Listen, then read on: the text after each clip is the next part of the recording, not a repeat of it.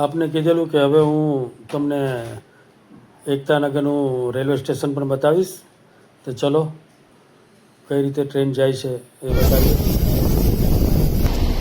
આ તમે જોઈ શકો એકતાનગર રેલવે સ્ટેશન એકદમ મસ્ત બનાવ્યું છે.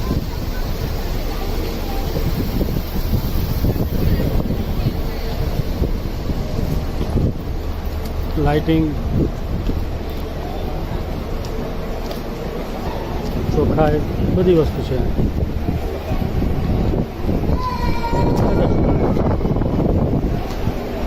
અમારી ટ્રેન ઊભી છે. એ ટ્રેન 8:20 અહીંયાથી ઉપર છે, જે અમદાવાદ જશે જનશતાબ્દી. એમાં હું જવાનું છું, એટલે સામે ઊભી છે. એ પહેલાં હું તમને થોડું બતાવી દઉં ટિકિટ બારી કઈ જગ્યાએ છે.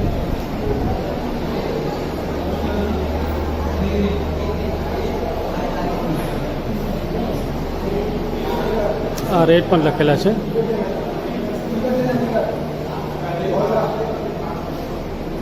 તો કઈ રીતની ટિકિટ મળે છે, આ વસ્તુ પણ છે.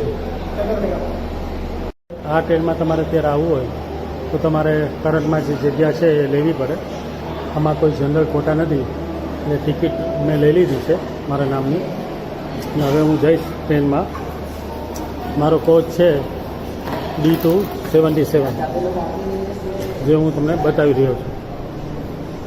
ચોખ્ખું એકદમ સ્ટેશન છે. અહીંયા પણ કંઈ નીચે જવાનો રસ્તો હશે કે ઉપર જવાનો રસ્તો છે. ટૂંકમાં ઉપર પણ જવાય છે. અહીંયા પીએનઆર માટે થઈને આપણે ઇન્ક્વાયરી કરી શકીએ છીએ. અને ટ્રેન લગભગ ખાલી જ હોય છે.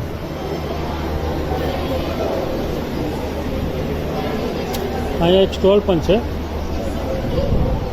એ હું તમને બતાવું છું. ત્યાં તમને બધી વસ્તુનું સોવિનર મળશે. સ્ટેચ્યુના બધા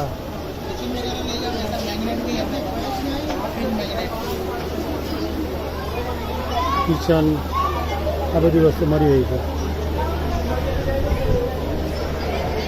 લોકો હજી બેઠા છે કે ટ્રેનના જે ઉપરવાનો ટાઈમ છે.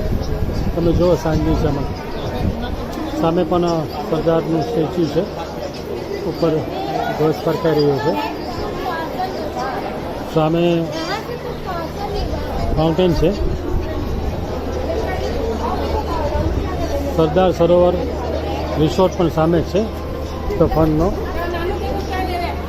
એટલે એ વસ્તુ પણ સારી કહેવાય કે તમે સ્ટેશનની પાસે આવ્યા હોય તો તમને ત્યાંથી હોટલ મળી જાય.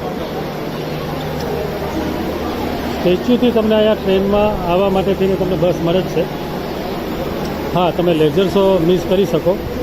તો રાતે બીજી પણ એક ટ્રેન છે જે 9:15ની આસપાસ છે, જે બોમ્બે સુધી જાય છે. આ ટ્રેન હવે ઉપર છે થોડી વારમાં. મારો ડબ્બો છે D2, એટલે બાજુનો જ ડબ્બો છે. હું એમાં બેસીશ, તમને અંદરથી પણ ટ્રેનનો નજારો બતાવીશ.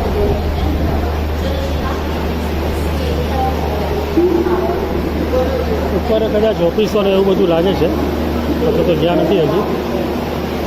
આ એસી ડબ્બો છે, એમાં ટિકિટ 300 રૂપિયા છે. એની પણ સીટ એકદમ સરસ છે. કે જનશતાબ્દી તમને ખ્યાલ હોય તો ગોવા અને બોમ્બે વચ્ચે ચાલે છે, એ ટાઈપની આ ટ્રેન છે. સ્ટેશન એકદમ ક્લીન છે, એકદમ ક્લીન. 8:05 થઈ છે. મને લાગે છે કે હવે આપણે ટ્રેનમાં બેસી જવું જોઈએ. પરંતુ ઈચ્છા તો એવી છે કે તમને હું થોડું સ્ટેશન વિશે બતાવું, કારણ કે આ લાસ્ટ સ્ટેશન છે અને આ રેલવે લાઇન નવી થયેલી છે. પહેલાં જ્યારે સરદાર સરોવરમાં જે સ્ટેચ્યુ હતું નહીં ત્યારે આ લાઇન હતી જ નહીં, નવી જ બનાવેલી છે. ઉપરની સાઈડ ફર્સ્ટ ફ્લોર ઉપર ટોયલેટ છે, ડ્રિંકિંગ વોટર મળે છે. સેકન્ડ ફ્લોર ઉપર ફૂડ પ્લાઝા છે. ચલો ટ્રાય કરીએ આપણે કે કઈ જગ્યાએથી જવાય છે.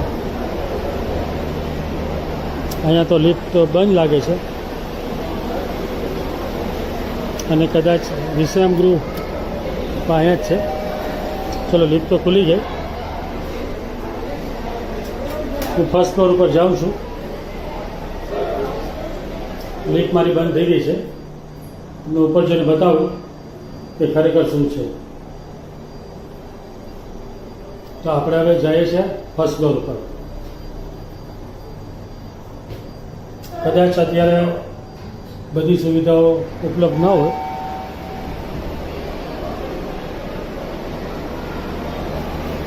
વિશ્રામ ગૃહ દેખાય છે, બીજું કશું કંઈ દેખાતું નથી. અને સામે આ ટ્રેન દેખાય છે જે તમે જોઈ રહ્યા છો. હવે ટાઈમ વેસ્ટ કરતાં આપણે નીચે જ જઈએ અને આપણે આપણી ટ્રેનમાં બેસીએ. આમાં સીટ થોડી અલગ ટાઈપની છે, આરામદાયક સીટ નથી.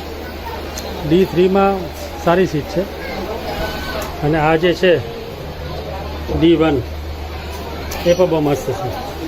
તો મારી તો ઈચ્છા એવી છે કે હું અહીંયા બેસું, કેમ કે કર્ણાવતીની મજા લેવી હોય તો તમારે આ સીટમાં જ બેસવું જોઈએ. એટલે જગ્યા હોય તો હું આમાં બેસીશ. એ તો આપણી D2 બરાબર છે. તો મારા માટે જ છે, કારણ કે આખો ડબ્બો ખાલી છે. એટલે હું આમાંથી આ ડબ્બામાં જ સફર કરીશ, ફક્ત એકલો. એમાં આ જો નાસ્તાની સીટ લઈશ, નાસ્તો કરતો આવીશ અને મજા કરતો આવીશ. કારણ કે D3 સારામાં સારો ડબ્બો છે. બાજુમાં તમે જુઓ કર્ણાવતીની જેમ પેન્ટ્રીની પણ વ્યવસ્થા છે. તો મજા તો આપણે આમાં જ આવશે, આ જ ડબ્બામાં.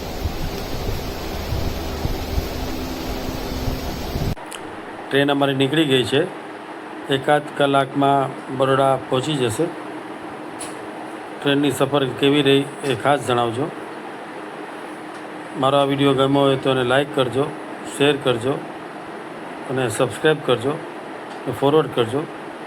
Bye bye.